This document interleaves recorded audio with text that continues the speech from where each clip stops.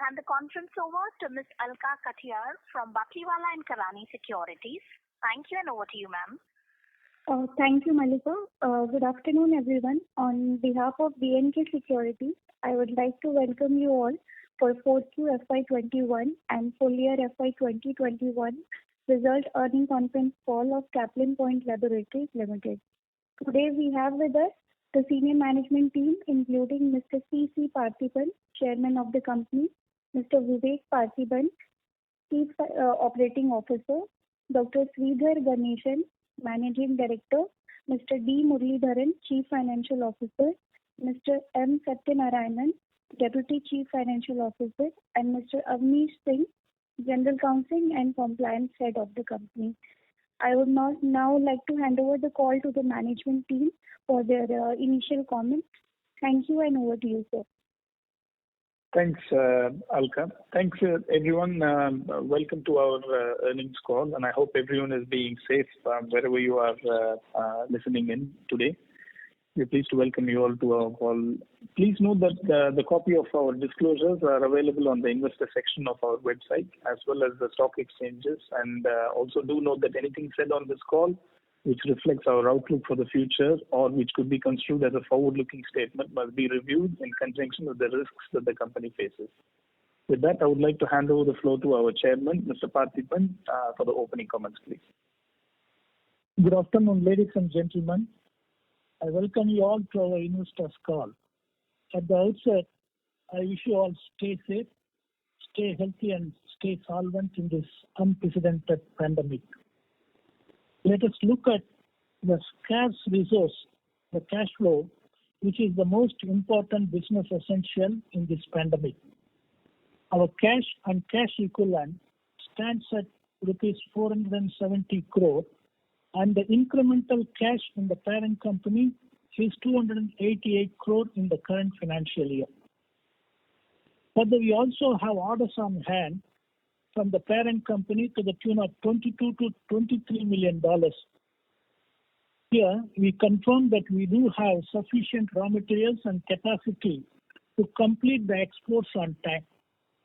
Further, we have an advantage in exporting the formulation from China to Latin America whenever some of the raw material prices are high in India and low in China. Hence, exporting it from China to Latin America is a unique opportunity for Caplin Point. Due to this pandemic, many local companies in Latin America are not getting the raw materials on time, as they have to import the same either from China or from India. This again is an opportunity to Caplin Point, as we have our stocks closer to the customer, and you are aware that our sale model in Latin America. Now, let me highlight our expansion plans in Latin America. We are registering our products in various parts of Latin, such as Bolivia, Peru, Chile, and Colombia. Shortly, we'll be starting our stock and sales business in this part of the world once the COVID curve flattens. We are also entering into the bigger geographies such as Brazil and Mexico, in LATAM. We have received the emergency orders from Mexico and also exported few consignments in the recent past. Further, we received our first order from Brazil, which again is an emergency purchase. We also completed the agreement with a leading importer in Brazil, which will trigger the online approval shortly. We are further in the process of acquiring few products approval from a leading company in India for Mexico. We also initiated the new lines of marketing in the existing markets of Central America and Caribbean. The new lines of marketing are institutional sales and marketing of CNS drugs through doctors that we registered in the recent past with the help of our R&D. I give you a glimpse of the new projects. We are starting the oncology plan for OSD and injectables. The remodeling of the building is completed fully in addition to the design and detailed engineering. The tablets and capsule section will be completed faster, hopefully in 12 to 15 months. Our general OSD facility for regulated markets will also be completed in the next 18 to 24 months. Further, the API plant for US injectable and oncology are also in progress. In fact, we acquired the land in an industrial estate which is closer to our Caplin steroids. The tendering for the civil and mechanical work are in progress. Our plans to manufacture the API from key starting material will also make the company self-sufficient, as we do not have to depend on external companies or countries. Caplin CRO wing, Amaris Clinicals, the US FDA audit is expected shortly for a sale. This will also help the company to do DEBA studies for many of our products in the regulated markets. Finally, we are also in the process of starting 2 more injectable lines in our Caplin steroids, details of which will be presented to you by the COO. You are aware that the CAGR in the last 10 years is 28% and above in terms of revenue, EBITDA, PBT, and PAT. We promised the shareholders in 2015 that our top line will become the bottom line in 2021, and we honored it. Today, our focus is on cash flow and investing the same judiciously for the growth of our company. I am confident that in the next 6 years, we are sure of creating a war chest of 1,500 to 2,000 crore, which will make the company a force to reckon with in the midst of the top Indian pharma companies. Thank you. Thank you very much. Now I request the COO to give his presentation. Thank you, Chairman. I will give you a little background about what we have done in the US market specifically through our subsidiary Caplin Steroids. So last year we have shown a growth of over 30% in the top line in our US business, despite all the challenges that we have faced during the pandemic. In 2 parts. One is many of the outpatient services in the US was stopped because of COVID hospitalizations. And as you know, injectables are products that are typically sold in the hospitals only. And number 2, the qualification of our second vial line was also delayed by about 6 or 7 months because of restriction with man and material movement within our states. But despite that, we have managed to show more than 30% increase in revenue. So we are quite satisfied with that, and we feel that the next year is going to be important for us because we are targeting cash flow break-even revenue. We also had 4 ANDAs that were approved in the last between basically January to April, which brings the total tally to about 10 ANDAs approved under Caplin's own name and 5 more approved through our partners. Of these, we have already launched 8 products, and we have already completed the manufacturing of the launch batches for the other 4. And the last 3 products will be planned for launch before October 2021. We've also had partnerships finalized for Canada, Australia, Brazil, and Mexico as well, as the chairman had mentioned. We hope that we can have some revenue contribution from these places in the next 18 to 24 months. Basically, any product that we are developing and launching in the US, we want to make it into a global dossier so we can extend it to other countries as well, and have some additional streams of revenue from these markets. With regards to backward integration, so we feel that this is going to be an important differentiator for our company because with prices bottoming out in the US due to competition, what really differentiates between Caplin's offering and XYZ's offering is continuity of supply, which is very important for buyers in the US. So if we have our own API, then we can guarantee that there won't be any disruptions in our supply. And also, when it comes to compliance, when it comes to confidentiality and all of that, even cost for that matter, I think we'll be very much in control if we had our own API. We are working in two different ways for that. One is on an inorganic route, and the other one is by building on our own. And we feel in the next few weeks we might be able to come to a conclusion on that, and we'll be able to give you more information. Also, with regards to the front end, we are actively looking at the right timing for us to launch our front end in the US. As our chairman always says, what has worked out in the past for us, we should always concentrate on that and identify those patterns.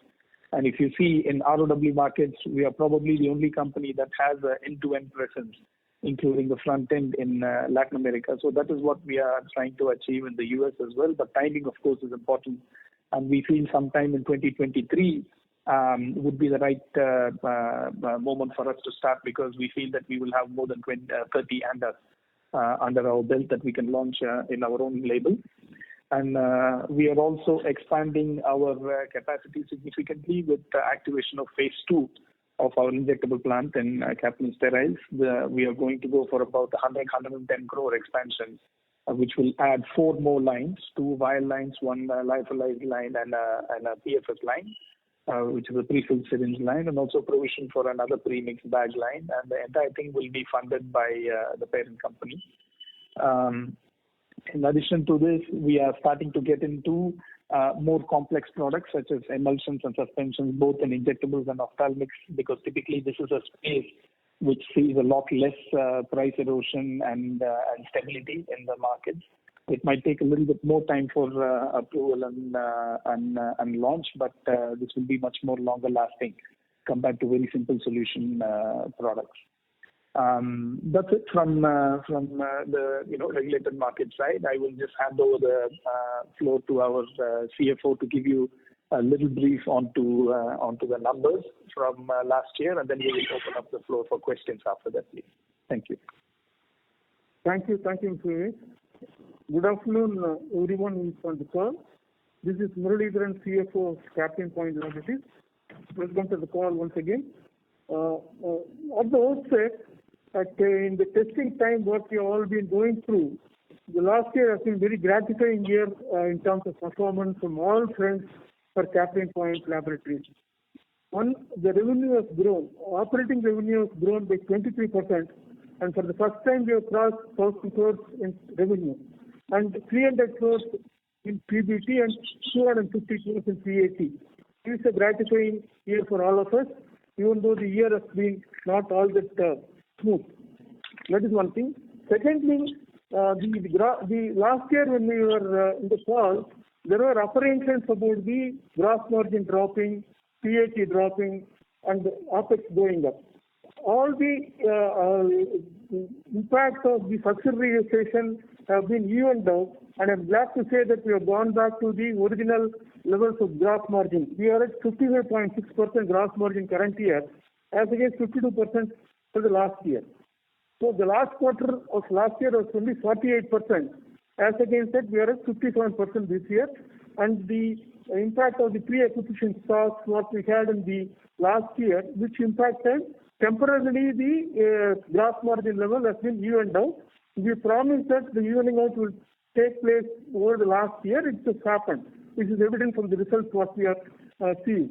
Secondly, on the expenses, OPEX, last year to this year there has been increase in OPEX by virtue of subsidiaries coming into our fold and a lot of people coming into our fold. With all that, even though the expenses have gone up, we have been able to deliver a higher profit margin, and we are at 24%, close 24% gross PAT level, which is about the earlier level. And also EBITDA margin, we are sure that we will catch up with that.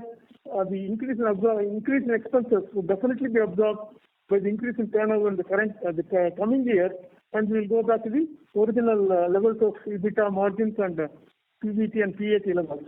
Secondly, on the balance sheet, you see our net worth is about 1,200 crores, which is 88% of the balance sheet size. Right? That means it is all earned profits. And on the asset side, 75% of the assets is in liquid in nature, in terms of inventory, receivables, cash and bank. Only 25% is in non-current asset, which is property, plant and equipment. That means you have a good leverage and then taking the company forward with the available resources. So these are the points which I would like to highlight as financial success, and we are open for any questions. Over to Mr. Vivek. Thank you, sir. So yes, we can now open up the floor for some questions, please. Thank you very much. We will now begin the question and answer session. Anyone who wishes to ask a question may press star and 1 on the touchtone telephone. If you wish to remove yourself from the question queue, you may press star and 2. Participants are requested to use handsets while asking a question. Ladies and gentlemen, we will wait for a moment while the question queue assembles.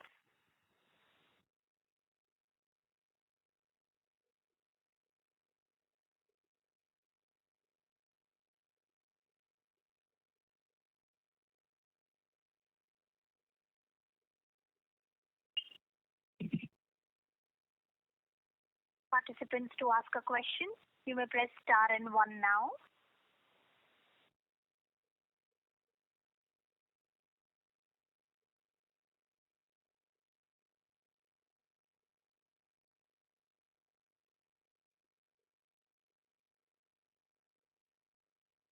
The first question is from the line of Ashish Agarwal from Pareto Capital. Please go ahead.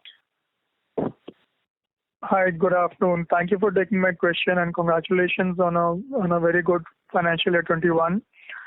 So I had a couple of quick questions. One, I gathered that Colombia stock and sale would be starting this quarter, and you'd be starting sales in Brazil and Mexico also shortly.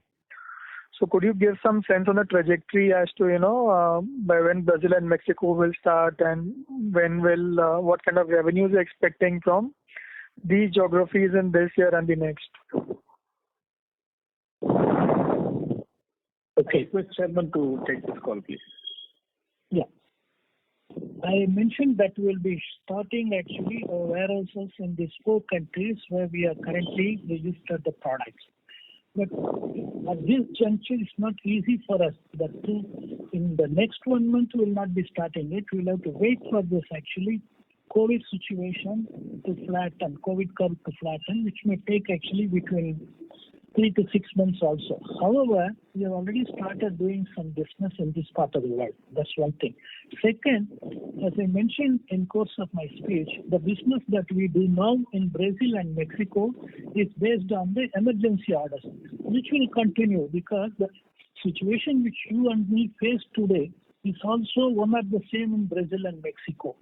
At the same time, the registrations, as you are aware, it takes minimum of 2 to 2.5 years.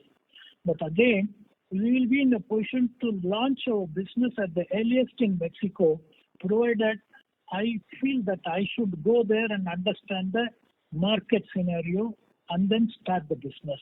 So eventually it all depends upon the COVID curve. We don't know when exactly it's going to flatten. However, the business which we do in other parts of Latin America will continue to prosper. Thank you. Thank you very much. Thank you, Mr. Ashish.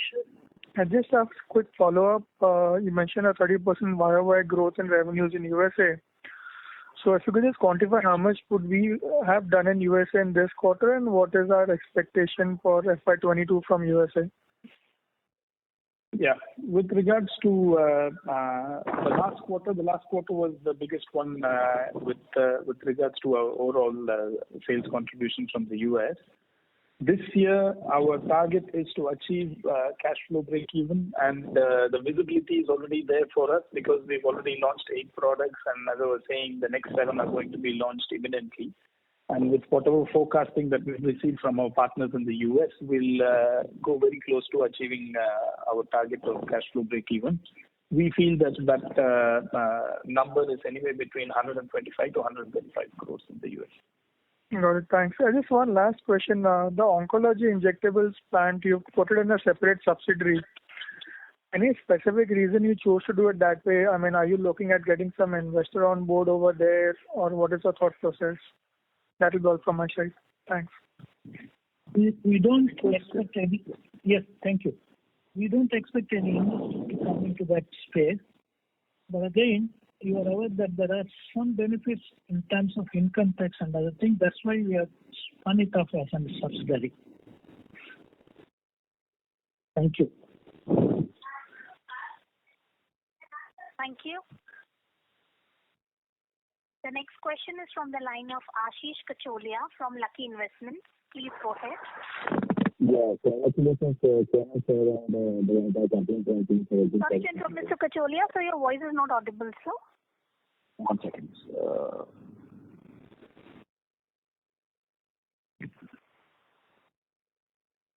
Is it audible now? Yes, sir. Yeah. Good afternoon, Chairman sir, and congratulations to the entire Caplin team on a very good set of numbers. My question is pertaining to the regulatory compliances and the preparations that we have done for the US market and Caplin Sterile. Can you tell us what steps we have taken to ensure that we kind of remain on top of the compliance curve? Yeah. Thank you, Mr. Ashish. Now, from day one, when it comes to our US business and the US plant where we are operating in, for us, compliance has always been the top of the priority.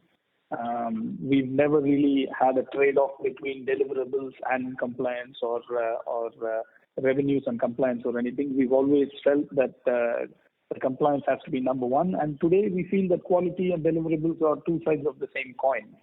So right from the beginning till today, we've always engaged right from top down to make sure that we are engaged with our people, specifically our quality people, and to make sure we also have external consultants. In fact, we work with two former FDA inspectors that have had more than 25, 30 years stints in the agency itself to come and not only do mock audits for us, but also give us training both in terms of quality and also data integrity and other areas. We also try and make sure that we take people, because obviously when it comes to regulated markets, we need more talent from outside. So we also try and make sure that we take the necessary people from good quality compliance companies, because they will come with a good culture that will be easily blended with the culture that we have at the plant. And we feel that going forward, we are going into much more higher levels of automation, whether it comes to laboratory limbs that we are intending to use, and also going as close as possible to a paperless system over there, which gives adequate comfort level for any auditor to come and see. So we feel that our investment into this, EBMRs, LIMS, and all of these softwares that we are getting into will also go some way to make sure that our compliance levels remains high. Okay. And my second question basically is when you mentioned that we will do US business about 125 to 150 crores in FY22 and reach break-even there. What is the total potential output from this plant? I mean, what kind of capacity utilization will we be doing to reach 125 to 150 crores? Yeah. So today the capacity utilization is a little bit of a misnomer for us, because number one, we are not doing only commercials from this plant. We also have a big number of products that we are doing exhibit batches for, because these are the ones that we are going to file ANDAs in the US.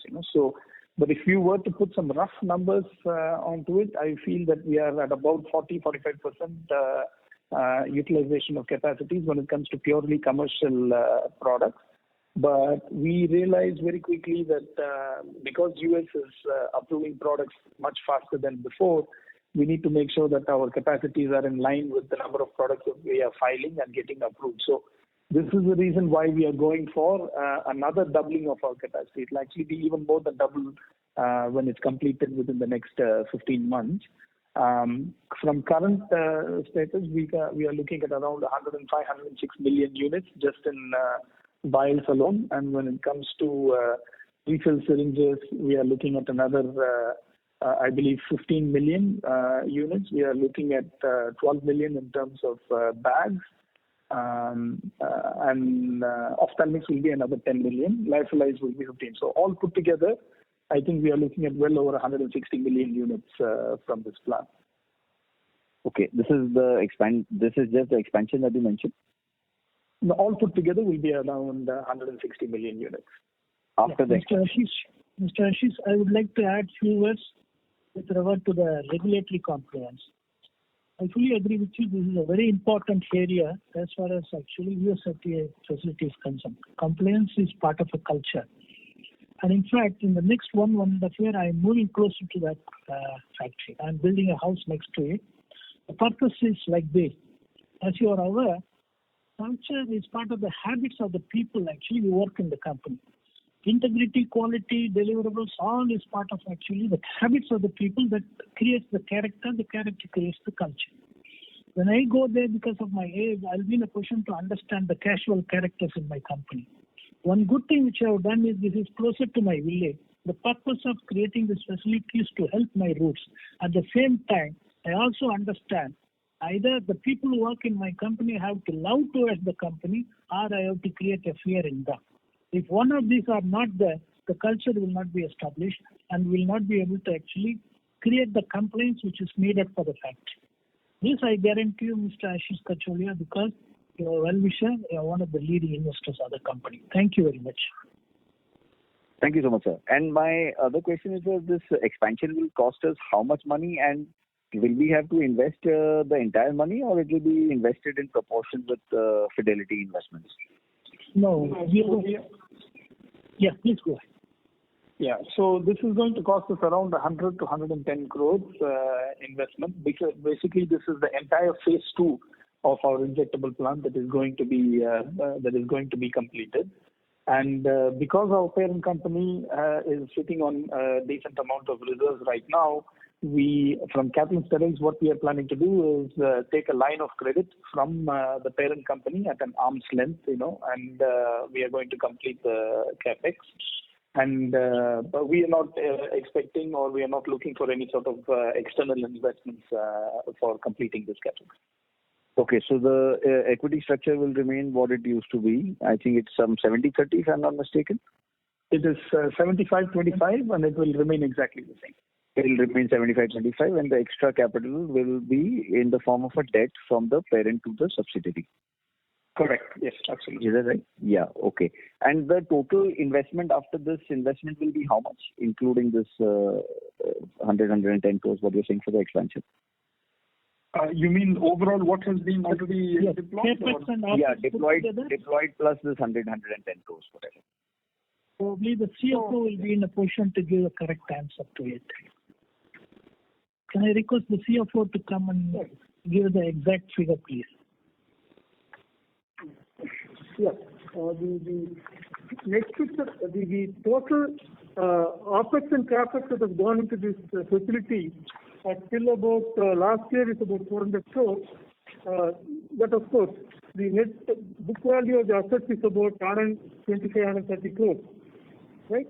So that's the amount that has gone into the fixed assets. If we add to that 160 crores of fresh investments, the property, plant and equipment will stay at about closer to 300 crores. 300 crores are already gone in. 400 crores are already gone in, and 100 crores more will. Yeah. When we say 400 crores, that also includes the OPEX during the initial period. Yes, the OPEX capitalized basically is what you're saying. Yes, not capitalized. It is not capitalized. It is the OPEX absorbed by the parent company before it was hived off. Actually. We have an asset 400 crores plus 100 crores, so 500 crores. And what is the potential output or sales from this unit at full capacity?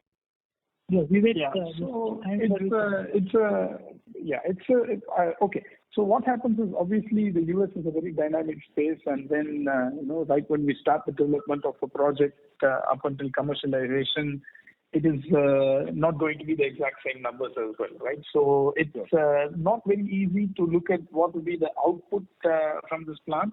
But what we have targeted for ourselves, both internally and also given out in public, is that we are looking at achieving a revenue of around $100 million from this plant in 2025-2026. Correct. And last year we have done 90 plus crore, and this year if we are targeting around 130 crore, I think our trajectory looks decent. And with the expansion in capacities as well, we will be starting to look for some level of high quality contract manufacturing orders as well. So all put together, I think conservatively you can estimate that the revenue potential out of this plant that we've targeted is around $100 billion by 2025-26.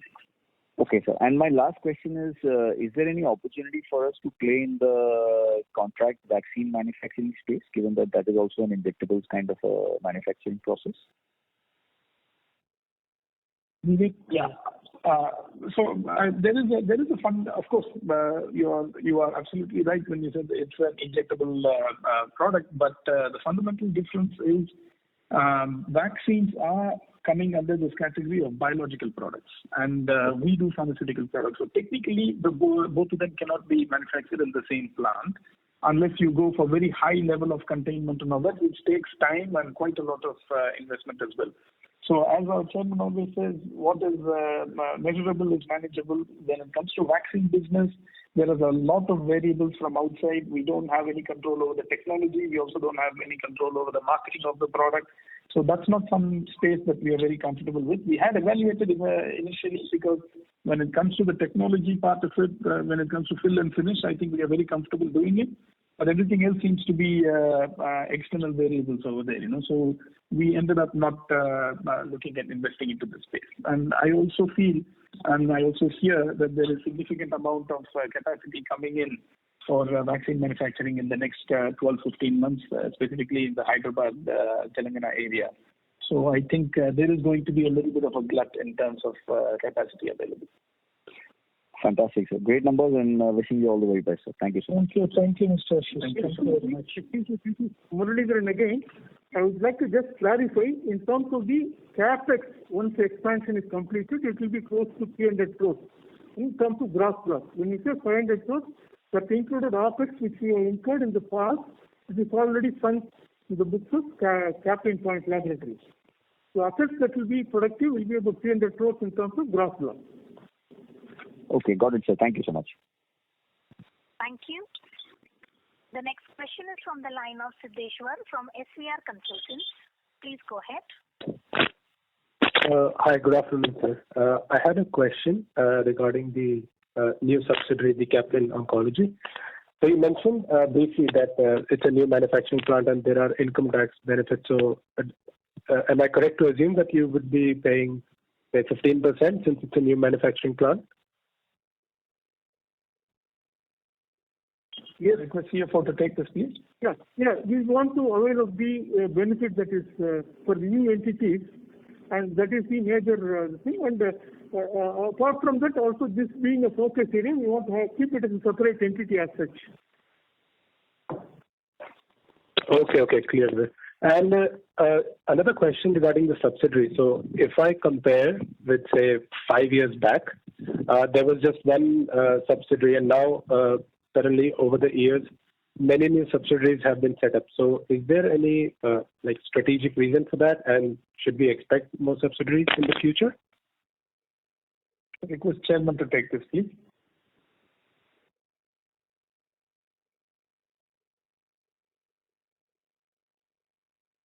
I request Chairman to take this query. Yeah, if you look at the subsidiaries that you see now, these are all subsidiaries which have been taken over in the recent past, and these companies were all our marketing partners since Latin America. And so far, we have completed actually this one. The purpose of doing it actually is to have an effective control over actually our supply and then distribution. Immediately, we don't have any plan to go for any subsidiary other than the one which you have mentioned in our press release.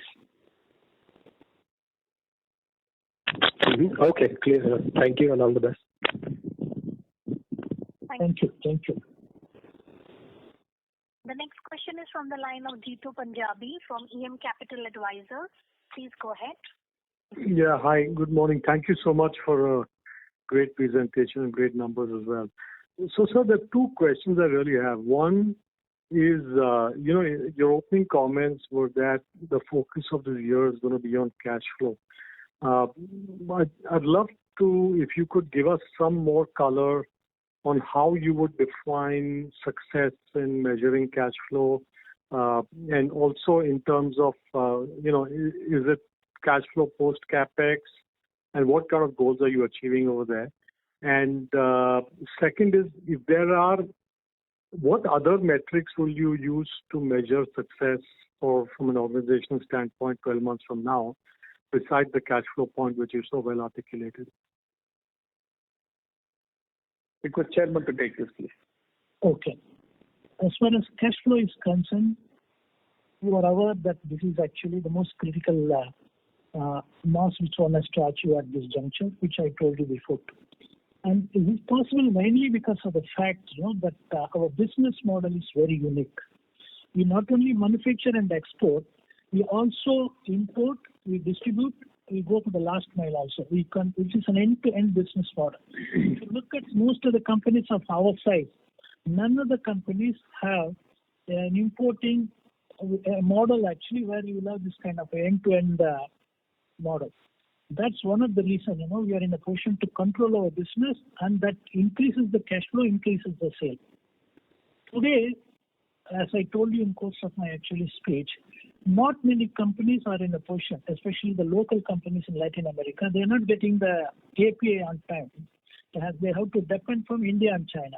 That also opens up an opportunity for Caplin Point. And third, what we have done now, the moment actually this pandemic started, we started increasing our stocks. If you look at the recent past, when we checked with the last year and current year, we increased the stocks to the tune of actually 10 to 15 million, mainly in Latin America. All these things, the more and more you export, that increases the possibility of more and more sales, which means more and more cash will be repatriated to India. This is as simple as that. There is nothing in the form of extraordinary marketing or sale. It's simple distribution, as we have created actually a stickiness factor in the bottom of the pyramid and the lower actually rung of the pyramid in Latin America. The people understand this is a product where they find the quality. They also see a good price in our product. We also give them the volume. We also give them the variety and novelty. Automatically, they come to our warehouse and buy. And there is nothing in the form of an intermediary, with the manufacturer going to the last mile. That really helps us to have a consistency in top line, bottom line, and cash flow. It's as simple as that. Have I addressed your question? You have, but just a slight tweak or follow on that. So you again, your opening comments were sitting on 470 crores of cash. Just if I were to take your cash flow discussion, that number will be higher 12 months from now? No, please come again. I could not. I will just repeat his question. So what he's asked is, we are sitting on around 470 crores of cash flow. What is the expectation for this year in terms of cash flow? Yeah, that of course I will ask my CFO actually to tell you. No, will the number be higher than 470 or just that static cash number on the balance sheet? It is, that's why I request actually my CFO to give you the exact numbers. Sure. Thanks, Chairman. The cash balance as on last year is 470 crores. As you read in the press release, we also have plans to expand, one through investment into the oncology plant and the other through the API plant. This is all going to be funded through our own cash accrual, whatever we are carrying. And we expect a similar cash accrual during the year. We will not be able to put a number of what will be the closing balance at the end of 2022 because that depends on the project execution and how much of the cash what we planned will be absorbed in the current year. So what Chairman was trying to do is our focus will be on to increase the cash accrual so that we are always having free cash flow to take on further expansions either organically or inorganically. That is the objective. Okay, fair point. And my second question. Add one more thing to that one. Yes, sir. The cash flow that you see today, more or less, it will continue the same way. Maybe if we don't have anything in the form of actually, the pandemic affecting our people. See, what is happening today is affecting actually one or two is fine. But if it affects below, that may also will not totally affect the business, which may be 5 to 10%, we say that way. So the cash flow will continue to remain the same. That's because of the fact, as I told you, we are increasing the export, we are increasing the sales. As and when you increase the sales, the places where the goods are going to actually stay, we will have opportunity to sell more. That means when you sell more, automatically, that has to become cash. Cash will be repatriated to India. So every time when we go for actually this kind of a cash flow, it has to be invested. If we don't invest also, the growth will not come in leaps and bounds. Okay, fair point, sir. Sir, I have one more question. This Latin America growth, which has been a significant engine of your growth in the last 12 months at least, and even before that, do you expect the growth rates to sustain, or what is your thinking on that? Okay, I'll give you a detailed report on this because I in fact told to my people. Today we are in the smaller geographies of Latin America. As I told you before, we are entering into the bigger geographies of Latin America. If you see the Latin American population, the Central America and one part of Caribbean, that is Dominican Republic, and then Mexico. So when we go to Mexico, that's a huge market. And we also know how to sell our products in the private market in addition to the tender business. That's where the big players are there. Okay, how are we going to compete with the big players who have deep market? We will not try and compete with the products that they are concentrating. Their concentration is on chasing the economies of scale. Big products like anti-HIV, tuberculosis. But our focus will be more on 20-25 products. This will not be in the form of like 1,000 crores and 500 crores. This 20-25 products, each one will be like 100 crores. I'm talking of the APIs. So if I can manufacture a key starting material to API and formulation and then register the product in Mexico and Brazil and the other part of actually the bigger geographies like Colombia and Chile, I still have an opportunity to compete with the locals, and the big players are not actually competing in this particular area. Even if they come into this space, my price will definitely be equivalent to their price, and their overheads will be much ahead of my overheads, which means they cannot actually place the price which will be cheaper than mine. This one reason. Second, most of the Central Americans and Mexicans are the one you will see in US. The Latins in US, mostly they are all from this place.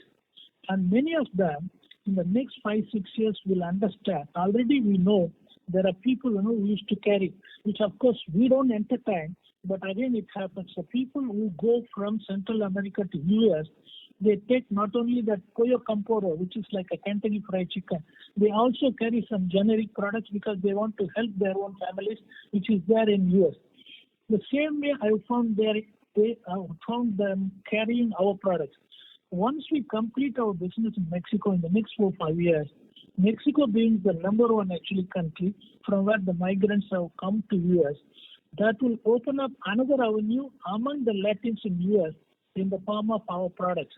So that's why in the 5-6 years, not only we will sell the product that we are manufacturing in Caplin steroids, we will also sell our oncology products, we will also sell our tablet capsule alignment and other things, which means the basket of products with different buckets will open up a huge opportunity among the Latin population, which is in South America or North America.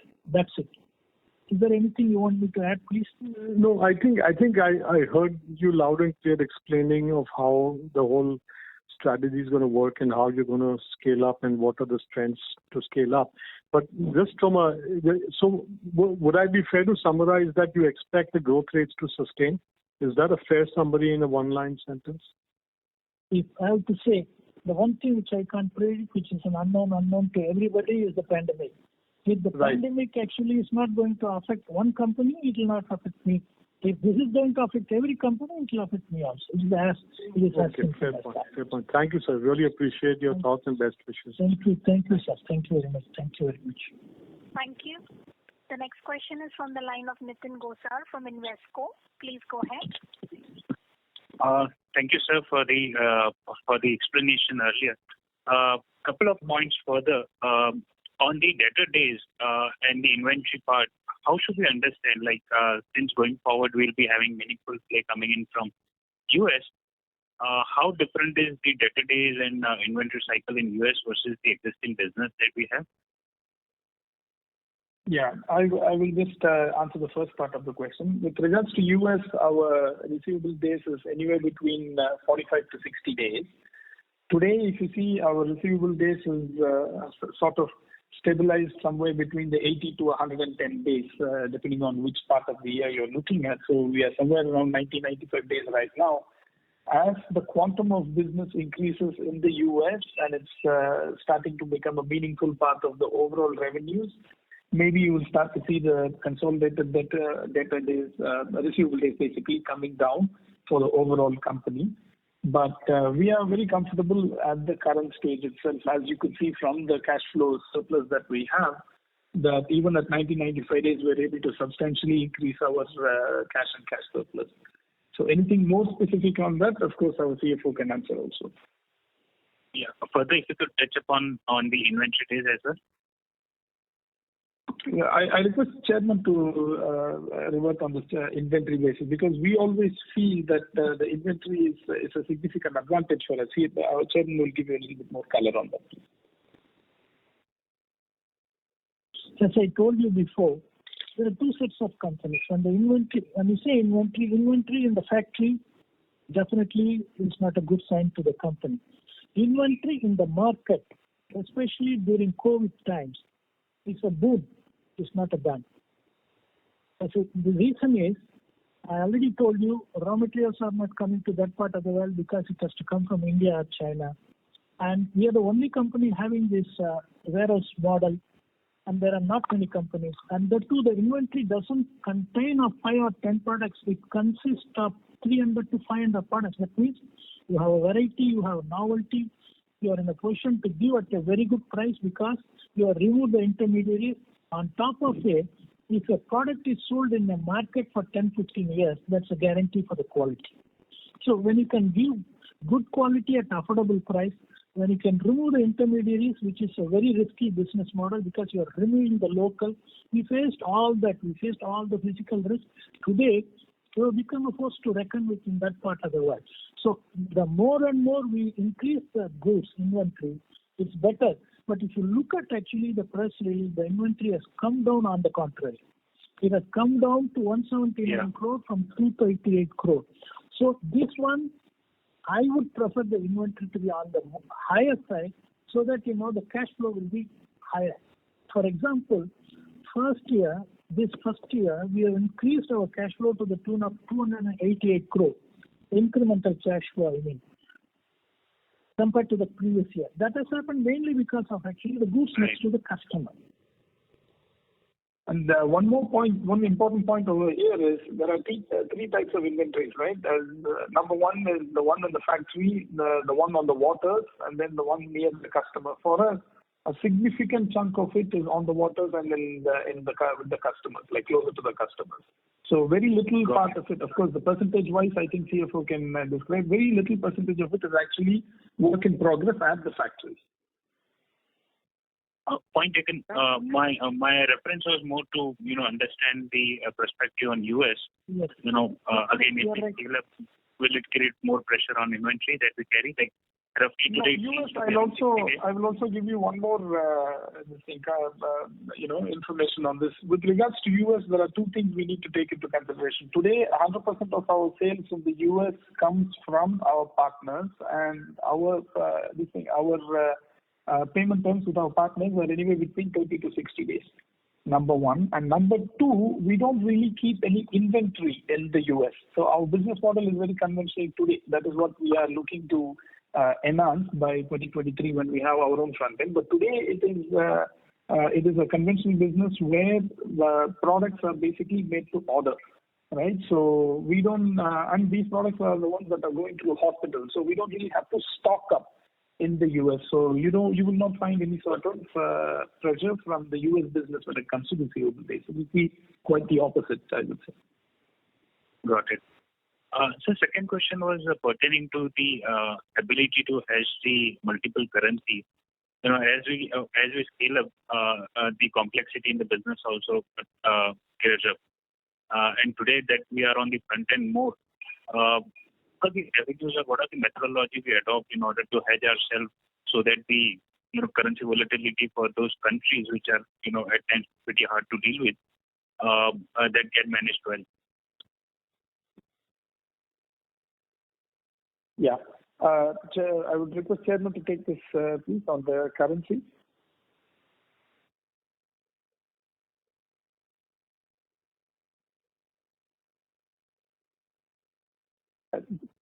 I request Chairman to take this question on the currency. Sorry, I didn't unmute. I'm sorry. Now, coming to the currency volatility, two countries where we are currently in Central America and Caribbean. Three countries: Panama, El Salvador, and Ecuador. The currency is dollar. Then Guatemala is the country which gives us the maximum business. We do around 2.5 to 3 million per month, and the currency is very stable. And the only currency, even Nicaragua and other countries also, like Honduras, the currency has not been an issue in the form of volatility. The only currency which is not very bad, at the same time it's not stable, is in Dominican Republic. We fully know, we are aware of it, and the measures that we take it. If you supply the product in credit, if you give a lot of credit to your customer, yes, there is a risk. But if you keep your goods in the warehouse, whatever little risks you face in the form of devaluation can be offset by selling the products at a higher price to the same customer. So this is the answer I would like to actually convey to you. Got it. And sir, last question is on the Brazilian market. The understanding there is that it's very difficult to crack, especially on the branded side. What I could gather right now, we are targeting the tender market.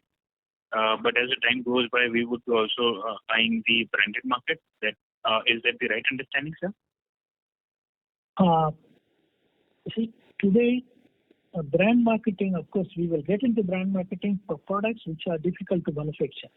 Since you all know that we are more into R&D and we are getting into more and more complex products. So when we market the complex products in South America, yes, we will definitely get into brand marketing. But the portion of sales will be mainly from generic, because right from US to other regulated markets, their focus is more on generics, because generic is a product where they want the country to be benefited because of generics. When you go to a tender, it's generics. When you go to any institution, private, public, they expect you to supply generic. So it will be a mix of generic and brands. Our major portion will be from generic, and slowly we will build our brands also. Did I answer to your one more question you asked? I could not hear it properly. Please ask it. No, this was the question, sir. And just a follow-up on this Brazilian market. Typically, what we see is that Brazilian market or NVISA takes almost 4 to 5 years to approve a product. Is that the case with us also? Like if we are in tender market too, we also see the similar challenge, because the product approval process may be the same. You're very right. The Brazilian approvals used to be long drawn process, but they have learned a very better way during this COVID. There was no medicine. They had to suffer a lot. They had to go for all emergency purchase. So now they are slightly changing the policy. And we are also aware that Lulu actually has come out of the jail. So the elections are in the offing. And these people, when they change the government, and of course the present government also is in favor of completing the registration is faster. I don't know how fast it is going to be, but definitely not as bad as it before. Yeah, just one point to add. For the first time, Anvisa has come out with a guidance that says that they might also recognize other countries' inspections on a mutual recognition basis, such as EU GMP and US FDA and stuff. So both Brazil and Mexico, they are slowly starting to open up to accepting inspection reports from other countries, especially US and Europe. Got it, sir. Right. Thank you. Thank you. Thank you, sir. Thank you. The next question is from the line of Sachin Kasera from Swan Investments. Please go ahead. Yeah, good afternoon, sir, and congrats for a good set of numbers. I had one question on Caplin Sterile. Hello? Yes, please. Can you hear me, sir? Hello? Yes. Yeah. So I had a question on Caplin Sterile. If you could just give us the breakup of the revenue between the licensing income and the income from sale of products. And secondly, if you could share the EBITDA and the PAT number for Caplin Sterile for financial year 2021. I request our Deputy CFO Satya, because he looks at this closely. To the best of my knowledge, we are at about 60% product revenue and 40% in profit share and milestones. But I think Satya can elaborate a little on this. Good afternoon. This is Satya Narayanan here. So as shared by Vivek, our export revenues in Caplin Steriles for the year was close to 58%. And the milestone and profit share contributed close to 42%. And for the full year, the PAT was negative 22.8 crores. And what was the EBITDA number, sir? EBITDA is close to negative 24 crores. Okay, great. A second question regarding, there was a mention regarding another phase of capex being done in Caplin Sterile. And you mentioned, there was a mention that the parent company may extend a loan. But if I see the FY20 annual report, there was 150 crores of cash lying in the balance sheet. And this year the loss rate, so we still, I would have believe, around 125 crores of cash in the annual report. So if we could just throw some light, why is there any further necessity of borrowing from the parent company? So when it comes to pure operations, we are able to live within our means. We are self-sufficient with the investment that Fidelity has made into our company. But what happens is, when it comes to additional capex, we are not able to afford it with the investment alone. So obviously, as you know, when it comes to R&D, we are one of the highest spenders of R&D in the country. In fact, I believe we are number one as a percentage of revenue. So, and we also have a very conservative policy of charging off our R&D expenses as well. So we need to be prepared for the number of products that we are filing and the number of products that are going to get approved. We learned a lesson in the last 18 months that US is also starting to approve dossiers quickly, and we need to be in a position for faster launches as close as it gets to approval. So we know that the business is going to grow, the volumes are going to grow, so we want to be ahead of the curve rather than be left behind a little bit. So that's why I think when it comes to pure capex, we are going to go for a loan from the parent company. But if it was going to be non-capex, regular OPEX, I think everything is taken care of internally by Caplin Sterile. Sure. My next question, Caplin Sterile, is you mentioned in one of the previous queries that by 25-26, we are hoping that we can achieve $100 million. Now, if you see the track record of Caplin, other than this US business, we have been in the range of 35-40% EBITDA margin, between I would say 50 to 70% ROC. So is that some sort of a number we also looking to aspire to achieve in Caplin Sterile 4 or 5 years from now when we reach $100 million? Yeah, so if you take away our spend on R&D and filing expenses and all of that, Caplin Sterile's business is even today very profitable. I think gross margins, we are very, very similar to parent company kind of gross margins. The fact that we continuously invest into R&D is the one that is pulling down the numbers a little bit. And also, I would say that once we have our front-end presence in the US starting in 2023, we don't need to necessarily share the 50% or 30% of profit share that we give to our partners. The entire thing can be absorbed by Caplin Steriles itself. That will go some way to boost our bottom line as well. So we are. I would like to add one more thing here, Vivek.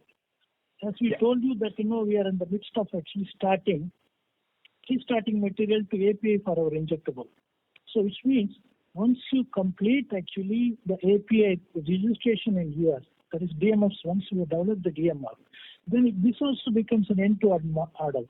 You will have your own API, you will have your own formulation, you will have your own front end, which means there is no intermediaries. That's what actually will increase the profitability of the company too. Sure. It will be fully vertically integrated when that happens. Sure. My next question is regarding the 300 crores capex which has been mentioned in the presentation. So if you could give us a sense as to, how much will be, what is the plan as of now to spend in this year and next year, and what is the timeline for commissioning of these 3 projects? Yeah. When it comes to the oncology plant, this will be faster than the others because we have acquired 4 buildings from a bank.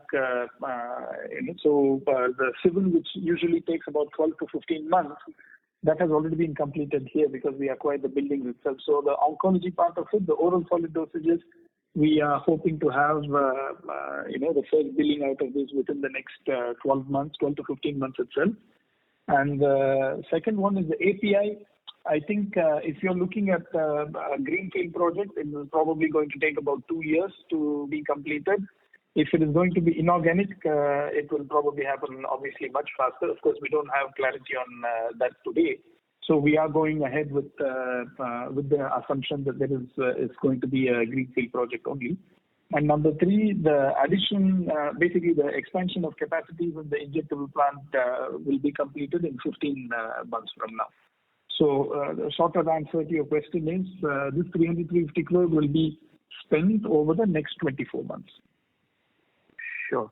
And what is the type of payback or incremental revenue these 300 crores could generate for us, like 600 crores of incremental revenue once fully utilized? It's very difficult to say at this juncture, but it will be manifold. We don't want to give the numbers, to be very honest with you, because we are in the process of studying the market. There are 3 kinds of market which we address today. One is actually the ROW market, the other one is non-regulated, and then your US kind of a stuff. So I will not be in a position to give you the exact numbers on that, please, to be very honest with you. Sure. And just one last question on the overall EBITDA margins. I believe that because of the currently lower profitability in the sterile business, there's some pressure on the EBITDA margins in the last 2-3 years. But this year we are expecting much better improvement in profitability there. So can we see that in the next 2 to 3 years the EBITDA margins should improve from where they are currently? I fully agree. Yes. We feel so. Yes, we feel so. Okay, sir. Thank you and all the best. Thank you, sir. Thank you very much. Thank you. The next question is from the line of Mitesh Shah from ICICI Securities. Please go ahead. Thanks for taking my question and congratulations for the continuously giving a strong result. My question is regarding to US sales. You have achieved around $12 million this year, and the next year also expecting around $18-20 million. And your expectations would be around $110 million. So when should you expect the relief in the sales and the key trigger for the sales? I believe one would be we are going into the front end without the partners. So when we can expect the paying out the triggers for this particular geography? Yeah. So when it comes to the US trajectory, obviously in the beginning period we've focused more on simple solution products where typically the sales and the margins are a little bit lower than some of the products that we are getting into right now, which is more into the injectable emulsion and ophthalmic emulsion suspension category and stuff. And in addition to that, we're also getting into pre-mixed bags and pre-filled syringes, lyophilized products and all that. So once these start to come through, we feel that there is going to be a significant fillip in the next 3 years. So our revenue projection is based on this. And also in addition to that, like I was saying, once we have amped up our capacity, we are also going to be going for some higher value contract manufacturing as well with the larger players in the US. That is going to improve our run rate as well. So while it might not be a very simple curve, it would be, I would say, rather in terms of steps rather than linear curve. And to add one more thing, to tell you frankly, when a promoter is a non-technocrat, and in the initial days it was not that easy to attract efficient project heads and all.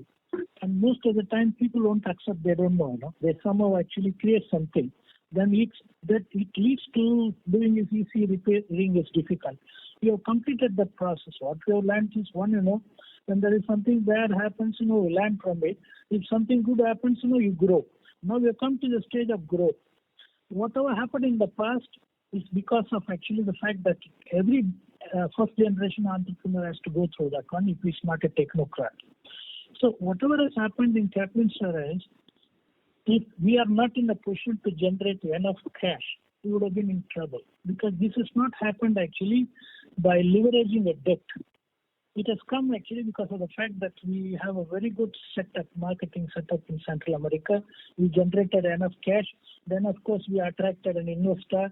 We were not very keen also in spite of it. Then we decided there is a concept called Capital Plus. In addition to capital, they also promised they would be in a position to help us when we go for the front-end marketing in US. So all these things have happened. Now we are very confident that we'll be in a position to do well going forward. We have increased the capacity. We are further increasing the capacity. Today the issue is not marketing in US. The issue was actually capacity constraint. That has been addressed. Then second, people constraint. Now we are in a position to attract good talents because we are offering the ESOP also to people. The share that's quoting 500 rupees, we are offering to the best of the best at 2 rupees. So with all this put together, we are very confident that we will actually get into the fast track. Am I able to give you the correct answer, please? Thanks for the comprehensive answer, sir. Regarding your backward integration, you said about you are making the API plants. So is that a pre-planning, or is any competition has increased and you are looking that that would be the advantage for us? Is there any change in the competition scenario right now? No, this is something similar to the business model of all big boys.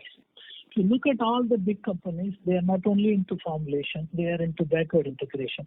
When they go for backward integration, they don't simply manufacture the API. Today, what is happening, you are aware that 70% of the API comes from China, which means your dependence on China will always be there. That to avoid that dependence, one has to go for key starting material, intermediate, API. Of course, formulation, we are the number one in the world, especially in regulated markets. It's not China. It's China, which is more into API, key starting materials, and intermediates. So it's not that, that we have done it just because the profits started eroding in the market. It is a plan based on what the big people have done it, and we also have to follow it. It's a difference. Difference is, since they have deep pockets, since they entered into some space already, it's not easy for us to go and compete there. That's why, as I told you before, we have decided not to get into the areas where they are very strong.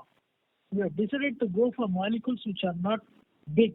The molecules which are small are bigger, and we increase the numbers. When you increase the number, then we will also have an edge. That edge will give us actually a space for us to compete with any other company which is in the market. Can I address your questions, please? Yeah, absolutely, sir. And one more about the Central America, Mexico, and the Brazil, where we got the emergency approval. So that would be a meaningful contribution, also this emergency approval can be give a boost to the presence of us in these markets, Brazil and the Mexico, in going future. Yes, there are two things which will happen. See, when some country is coming forward for an emergency purchase, if you can meet the requirement, that means you have done something which will convince the Ministry of Health that this is a company which has the capacity to actually supply so. For example, Propofol is a product which creates huge problem in US market also. If you look at most of the companies which have registered Propofol in US, right from the big company in Hyderabad, they manufacture it outside the country, somewhere in Italy. The only company, that is Pfizer, is the company which exports in a big way to US. That's Propofol. This is a product which we have exported to Mexico. We have exported at least 5-6 consignments. The quality of the product is established. Now, people who have seen this product in Mexico, now they have actually come forward to place an order for Brazil. So that's an advantage that we see because the quality will be established. Second, the people who use your product, whoever is the company, which will also actually, the one which go in the form of word of mouth. Many people will come to know this company is in a position to supply a difficult to manufacture product to the market. So these are the advantages that happens. When this happens, that will also open up other possibilities of getting into the market.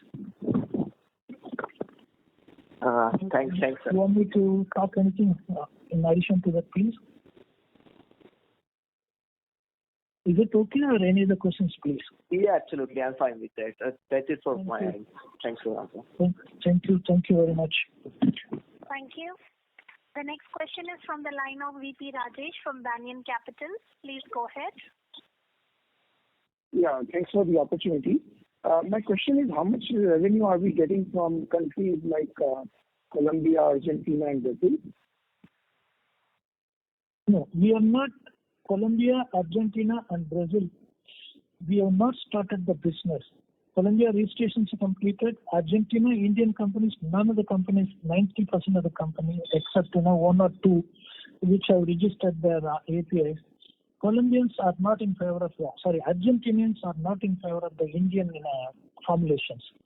Brazil, as I told you before, we have completed actually the agreement that will trigger actually the online inspection. A.